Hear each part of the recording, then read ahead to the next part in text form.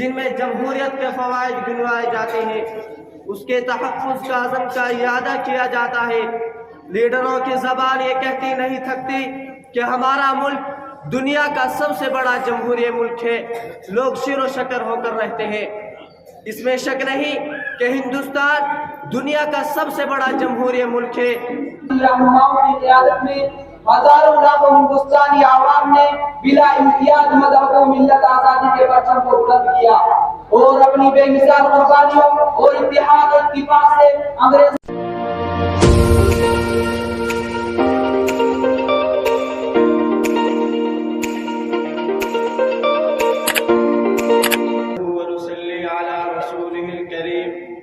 اما بعد، ہم گزشتہ 70 سالوں سے ہر سال 26 جنوری کا دن یوم جمہوریت کے عنوان سے مناتے ہیں۔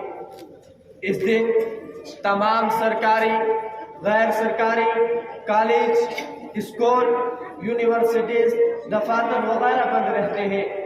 ملک بھر میں سرکاری غیر سرکاری عمارتوں پر قومی جھنڈا لہرانے کی رسم ادا کی جاتی ہے، قومی ترانہ پڑھا جاتا ہے، لوگ قومی جھنڈے کو سلامی دیتے ہیں، رنگا رنگ ثقافتی پروگرام پیش کیے جاتے ہیں، دھویں دار تقریریں ہوتی ہیں جن میں جمہوریت کے فوائد گنوائے جاتے ہیں، اس کے تحفظ کا عزم کا اعادہ کیا جاتا ہے۔ لیڈروں کی زبان یہ کہتی نہیں تھکتی کہ ہمارا ملک دنیا کا سب سے بڑا جمہوری ملک ہے، لوگ شیر و شکر ہو کر رہتے ہیں۔ اس میں شک نہیں کہ ہندوستان دنیا کا سب سے بڑا جمہوری ملک ہے۔ اگر جمہوریت کا مطلب الیکشن ہے تو واقعی اس ملک کا کوئی ثانی نہیں۔ اس ملک کے کروڑوں لوگ اپنی ووٹ کی طاقت کے ذریعے کسی بھی سیاسی پارٹی کو فتح و شکست سے ہمکنار کر سکتے ہیں، لیکن الیکشن سے ہٹ کر دیکھیے تو اس ملک میں اب جمہوریت کا مطلب بے معنی سا نظر آنے لگا ہے۔ ہمارے بزرگوں نے آزادی سے لے کر جمہوریت تک کا سفر اس لیے کیا تھا کہ اس ملک میں امن و سکون ہوگا، کسی کے ساتھ تفریق نہیں برتی جائے گی، ہر شخص کو ترقی کے یکساں مواقع حاصل ہوں گے، مذہب کے نام پر قتل و غارت گیری و خون ریزی نہیں ہوگی، کسان، مزدور، ہنرمند سب خوشحال ہوں گے، ہر بچے کو تعلیم کا حق حاصل ہوگا، عورتوں کو مردوں کے مساوی حقوق دیے جائیں گے، ان کو عزت و احترام اور تحفظ دیا جائے گا۔ دل پر ہاتھ رکھ کر بتلائیے کہ ان میں سے کیا چیز ہمیں حاصل ہے؟ مساوات، ترقی، امن و سکون، خوشحالی، تعلیم، روزگار، عزت و احترام۔ 26 جنوری 1950 کو جو دستور ساز اسمبلی نے 4 سال کی سخت محنت کے بعد ایک دستور مرتب کر کے منظور کیا اور اسے عظیم جمہوریہ ہند کا دستور اساسی قرار دے کر یہ اعلان کر دیا کہ ملک میں یہ دستور چلے، ملک کے ہر شہری کو اس دستور کی پابندی کرنی ہوگی۔ یوں تو ہمارے ملک کے دستور سازوں نے بہت سوچ سمجھ کر یہ دستور بنایا تھا، اس کو ڈیموکریسی قرار دیا کیونکہ یہاں ہر مذہب کے لوگ رہتے ہیں، ہندو، مسلم، سکھ، عیسائی۔ دستور سازوں نے اسے ایک غیر مذہبی اسٹیٹ قرار دیا، مقصد یہ تھا کہ یہاں کی حکومت پر کسی مذہب کا رنگ غالب نہ ہو، مذہب پر فرد کا نجی معاملہ ہے اور اس معاملے میں اس کو مکمل آزادی حاصل ہو۔ اس ملک سے پاکستان کے نام پر جو حصہ الگ ہوا اسے اسلامی جمہوریہ پاکستان قرار دیا، لیکن جتنے مسلمانوں نے پاکستان کے حق میں ووٹ کیا تھا اس سے کہیں زیادہ مسلمانوں نے اس ملک میں رہنے کو ترجیح دی۔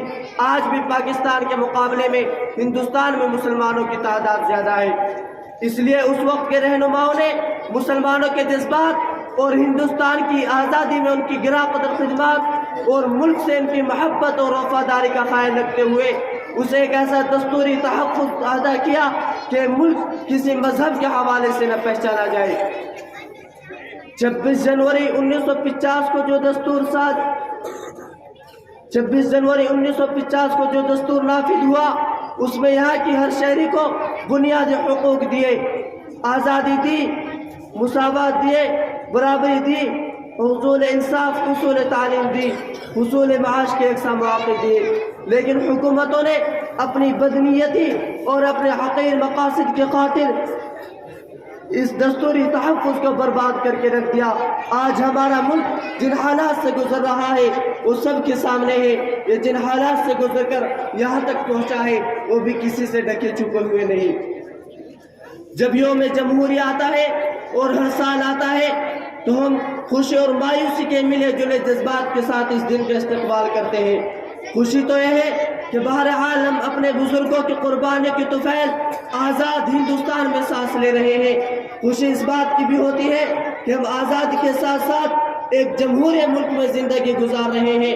خوشی اس بات کی بھی ہوتی ہے کہ ہمارے بزرگوں نے ہم ایک جمہوری نظام کے ساتھ ساتھ ایک سیکولر دستور بھی عطا کیا ہے۔ جمہوریت نے جو حقوق ہمیں بخشے ہیں ہم انہیں کتابوں میں تو پڑھتے ہیں، اپنے لیڈروں کی تقریروں میں تو سنتے ہیں، لیکن ان پر عمل ہوتا ہوا نہیں دیکھتے۔ اس لیے میں ہمارے قائد اور ہمارے حکمران اور اصحاب اقتدار آج کے دن خوشی ضرور منائیں، جھنڈے لہرائیں، سلامی دیں اور سلامی لیں، رقص و سرور کے محفلیں سجائیں، ضرور سجائیں، لیکن ذرا احتساب بھی کر لیا کریں کہ ملک ایک بڑے طبقے کو نظر انداز کر کے اسے پسماندہ رکھ کر اس کے ساتھ ظلم و زیادتی اور ناانصافی کر کے ترقی کر سکتا ہے۔ وما علینا الا البلاغ۔ نحمده ونصلي على رسوله الكريم، اما بعد، کیوں نہ ہم جشن منائیں کہ میسر ہے خوشی، کیوں نہ ہم جشن منائیں کہ میسر ہے خوشی، رشتہ تو غم سے بنائے کہ میسر ہے خوشی۔ السلام علیکم ورحمۃ اللہ وبرکاتہ۔ آج کا دن ہمارے ملک ہندوستان کی تاریخ میں نہایت ہی اہمیت کا حامل ہے، کیونکہ اس دن ہمارے ملک کا آئین نافذ ہوا۔ اس سے قبل ہمارا ملک 15 اگست 1947 میں انگریزوں کی غلامی سے آزاد ہو گیا، لیکن 26 جنوری 1950 کو آزاد جمہوری ملک بن گیا۔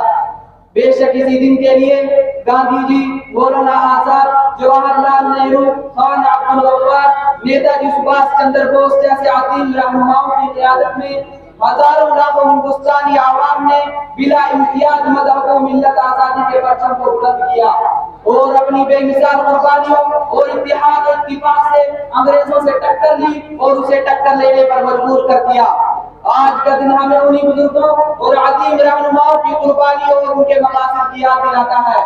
ہمارے بزرگوں نے آزادی اور جمہوریت کا جو خواب دیکھا تھا وہ شرمندہ تعبیر ہوا، تاہم ہمارے سامنے آزادی، اخوت اور مساوات کا عظیم تصور کشنے عمل ہے۔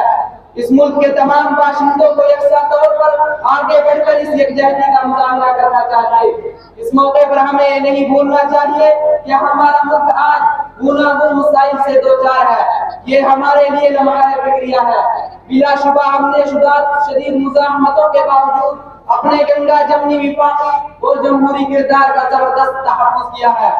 سائنس اور ٹیکنالوجی، خلقت و زراعت، نقل و حمل، اطلاعاتی اور مواصلاتی ٹیکنالوجی کو شعبوں میں ہمارے ملک نے اہم کردار ادا کیا ہے، لیکن ہمارے عدم مساوات، بے روزگاری، پسماندگی اور ناخواندگی وغیرہ کا ایک کھڑا ہے۔ اس لیے ضروری ہے کہ ہم اس دور کے تقاضوں کو دیکھیں اور ملک کی ترقی اور کامرانی کے صحیح راستوں کو تعین کریں۔ ہمارا ملک صوفی سنتوں اور درویشوں کا ملک ہے، جنہوں نے ہمیشہ امن و آشتی، صلح اور بھائی چارے کا پیغام دیا ہے۔ آج بھی ضرورت اس بات کی ہے کہ ہم اپنی سطح اور اپنی بساط کے مطابق ان آدرشوں اور اصولوں کو اپنائیں جو ہمارے بزرگوں نے ہمیں عطا کیے ہیں۔ ہندوستان دنیا کی سب سے بڑی جمہوریت ہے اور اس جمہوریت کی بنیاد رنگا رنگی تہذیب اور بو قلمونی پر ہے۔ یہ ملک ہر مذہب، ہر طبقے، ہر خطے اور ہر کلچر کا ایک ایسا سرچشمہ ہے جس کے سود انسانیت کی بنیاد پر اٹھتے ہیں اور صدیوں سے شیر و شکر ہو کے ہندوستان کی گنگا جمنی تہذیب کو سیراب کرتے رہے ہیں۔ ہمیں چاہیے کہ ہم انسانیت، امن و آشتی، آپسی بھائی چارے اور پیار و محبت کے اس پیغام کو برقرار کریں جو ہمارے بزرگوں سے ہمیں وراثت میں ملا ہے اور ہم جس کے امین اور وارث ہیں۔ کسی شاعر نے کہا ہے، آؤ مل کر چلیں پہلے یہی کام کریں، آؤ مل کر چلیں پہلے یہی کام کریں، سب اخلاص اور محبت کا چلن عام کریں۔ اسی انداز سے ہر دل میں اترنا ہوگا، اسی انداز سے ہر دل میں اترنا ہوگا، کام بھارت کے لیے یہ کرنا ہوگا۔ اپنے بھارت کو بلندی کی طرف لانا ہے، اپنے بھارت کو بلندی کی طرف لانا ہے اور بہت دور ترقی کے لیے جانا ہے۔ وما علینا الا البلاغ۔